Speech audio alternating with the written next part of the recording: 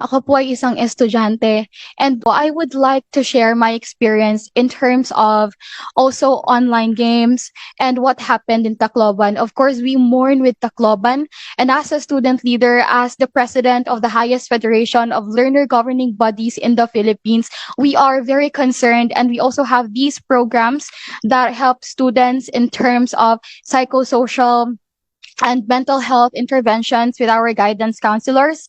And unang-una po, nais ko lamang iparating na it always takes a village to raise a child.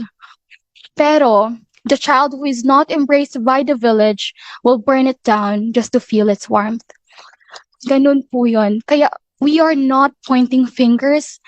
Marami pong factors sa society natin na nakakaapekto sa kung paano po mag-isip ang isang bata.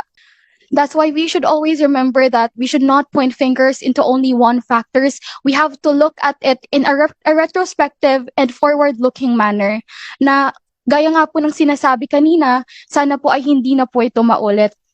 And this is also on a personal note, also acknowledging the United Nations Convention on the Rights of the Child, that every child has a right.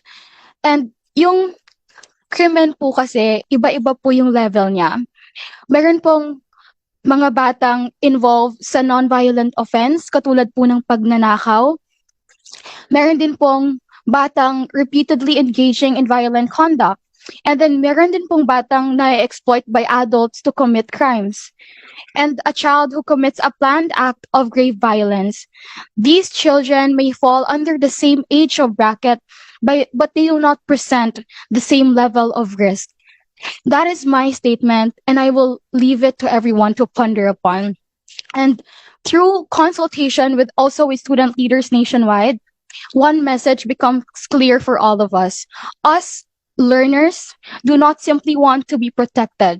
We want to be meaningfully included in conversations that shape these policies intended to protect us. Kaya maraming salamat po dahil nandito kami, napakinggan namin kung anong nangyayari at binigyan niyo rin po kami ng pagkakataon para magsalita dito. Kasi kung ano man pong mangyari ngayon, kami po ang unang-unang maapektuhan. Safety is not achieved only through security measures alone. It is built through responsive institutions, effective child protection mechanisms, accessible mental health support, responsible digital citizenship, and school communities where every learner feels heard before their plays at risk. At isa din po to sa naiisip ko na kami pong ang mga kabataan po, wala rin silang enough na knowledge sa kung ano po ang mga batas na meron tayo.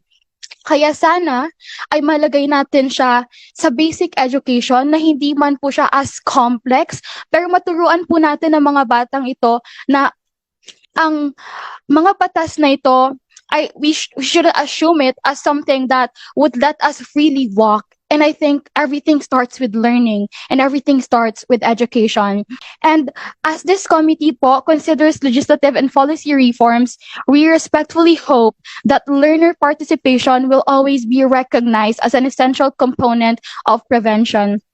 Those who experience the realities of learners every day inside the school can also offer perspectives that strengthen both your policies and implementation.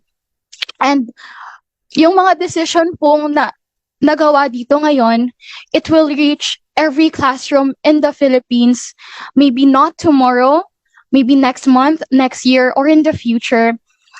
So it is just fitting that a student is here, that a student leader is here, someone who have lived the reality of Filipino learner and someone who always strives to put herself in the shoes of those Filipino learners.